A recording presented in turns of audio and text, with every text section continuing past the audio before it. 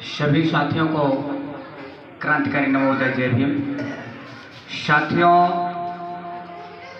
आज हमने जिन 13 वीर सपूतों के सम्मान में आज आदरांजलि पुष्पांजलि सभा का आयोजन किया है,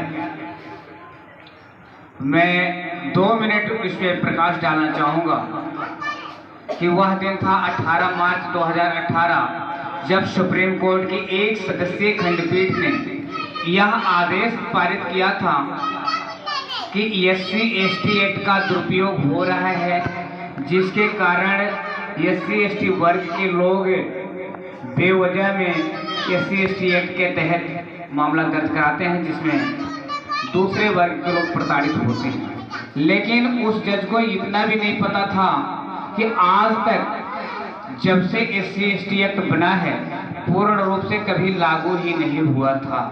बावजूद इसके मनवादी ताकतों की सरकार के आगे जज ने घुटने टेके और SC/ST एक्ट के विरुद्ध उन्होंने आदेश पारित किया और सरकार ने इसे फटाफट लोकसभा में भी पास करके निरस्त करने का काम किया। लेकिन जब ये खबर धीरे से नहीं बल्कि पूरी स्पीड के साथ पूरे देश में फैली, हमारे वीर सपूतों ने इस चीज को अपने संज्ञान में लिया कि मुझे इसका विरोध करना चाहिए, जज का विरोध करना चाहिए, जजमेंट का विरोध करना चाहिए, सरकार का विरोध करना चाहिए। और अगर SC/ST एक्ट बहाल नहीं होता है तो इस देश के अंदर SC/ST वर्ग का बहुत बड़ा नुकसान होगा और इतना ही नहीं, जगह जगह लोग प्रताड़ित होंगे, तो कोई मामला दर्ज नहीं होगा, न्याय नहीं मिलेगा। तो साथियों, जिन वीर सपूतों ने अपने प्राणों की आहुति दी, जिसमें कि एक 6 साल का बच्चा था, सबसे छोटा बच्चा था, जो गोली का शिकार हुआ, सोच करके बड़ा दुख होता है कि आज हमारे समाज के लोग इतने समझदार हैं कि अपने कदम पीछे खींच लेते हैं। लेकिन उस मासूम के अंदर कितनी बड़ी दरिया दिली रही होगी, कितना बड़ा उसके अंदर जिगर का टुकड़ा रहा होगा कि समाज के प्रति, SC/ST एक्ट के प्रति, जिसे स्कूल में जाना चाहिए था, उसने अपने प्राण को त्याग करके SC/ST को बचाया है। तो साथियों, मैं उसका नाम बताऊंगा, उसका नाम निखिल है, मात्र 6 साल की उम्र में वो शहीद हुआ है, उसे सीने पे गोली लगी है। और दूसरा नाम है पवन सागर, जो कि राजस्थान का है, 21 वर्ष की उम्र में शहीद होता है। एक बच्चा उसके पास होता है, नई शादी होती है, लेकिन SC/ST एक्ट को बचाने के लिए वो अपने प्राणों की आहुति दे देता है। तीसरा नाम है दीपक मित्तल जाटो, जो कि मध्य प्रदेश ग्वालियर से है। इन्होंने अपने प्राणों की आहुति दी। वहीं से राकेश टामोटिया होते हैं और विमल प्रकाश, ये मध्य प्रदेश से होते हैं। जगरूप उर्फ दशरथ, आकाश प्रदीप, जसवंत उर्फ बॉबी, अमरेश, गोपी अंकुर और हरविलास। साथियों, ये 13 नाम है जिन्होंने SC/ST एक्ट को बचाने के लिए अपने प्राणों की आहुति दी है। साथियों, उस समय माहौल ही कुछ ऐसा था कि सिर्फ बहुजन समाज पार्टी को छोड़ करके किसी पार्टी ने इसका सपोर्ट नहीं किया था।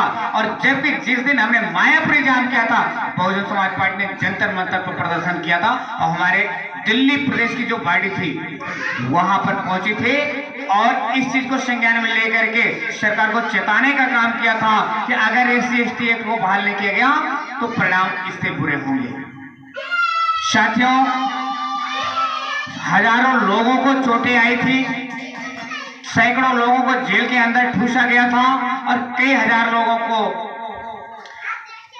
बेवजह में केस दर्ज करके गिरफ्तारी के लिए दबिश दी जा रही थी।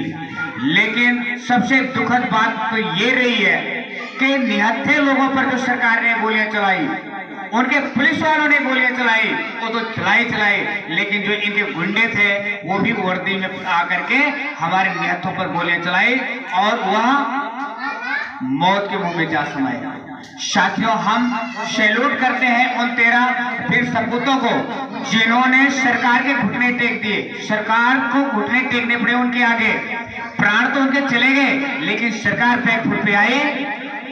मामला 2 अप्रैल का था, भारत बंद का, और 8 अगस्त को जाकर के फिर से केंद्र सरकार ने इस बिल को पास किया और SC/ST एक्ट को बहाल किया। लेकिन कहानी यही नहीं खत्म होती है।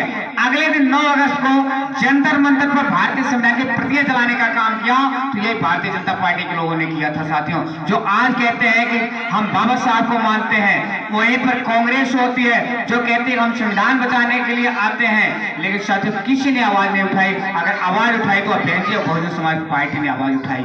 तो साथियों आज मैं बताना चाहूंगा कि इन 13 वीर सपूतों को सच्ची श्रद्धांजलि तभी होगी जब हम सच्चे मन से अम्बेडकरवादी बनेंगे और 365 दिन हमारे सीने में आग धड़कती रहेगी कि हमें अपने अधिकारों की रक्षा करनी है, अपनी इज्जत आबरू की रक्षा करनी है, अपनी बहन बेटियों की रक्षा करनी है। और इतना ही नहीं, हमें इस देश पर राजा बनना है, राज सत्ता हासिल करना है। तब जाकर के इनके मंसूबे पूरे होंगे, इनके सपने पूरे होंगे। अन्यथा ये भी हमें कोसेंगे कि हमने तो अपने प्राणों को त्याग दिया अपने अधिकार की रक्षा के लिए, लेकिन तुम क्या कर रहे हो। साथियों आने वाली हमारी पीढ़ियां भी हमें कोसेंगी कि जब तुम्हारे अधिकार लूट रहे थे तो तुम क्या कर रहे थे। तो साथियों हमें इस बात को समझना पड़ेगा।